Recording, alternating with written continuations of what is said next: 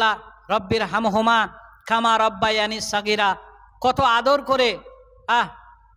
খুব অভাবী ছিল সংসার, আব্বা কি দিত অত আমার মানে স্মরণ করাতে চায় না। তবে মা দেখতাম ডিম বিক্রি করে, মুরগি বিক্রি করে সেই পয়সাটা গোপনে রেখে দিত। আমি যখন মাদ্রাসায় যেতাম গোপনে আমাকে বলতো, বেটা এটা নিয়ে যাও, কিন্তু খেতে মন হলে, খেতে চাইলে পরের ছেলে খাবে, তুমি বসে থাকবে, তুমি কিছু কিনে খাবে, পয়সাটা দিত। আমার মা ততক্ষণ রাস্তায় দাঁড়িয়ে থাকতো, ততক্ষণ পুকুরের পাড়ে দাঁড়িয়ে থাকতো, যতক্ষণ আমাকে দেখতে পেত।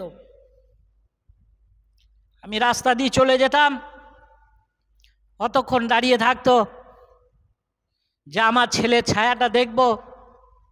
আমিও পেছনে বারবার ফিরে দেখতাম আমার মা দাঁড়িয়ে আছে কিনা। সেই মা কবরে চলে গেছে।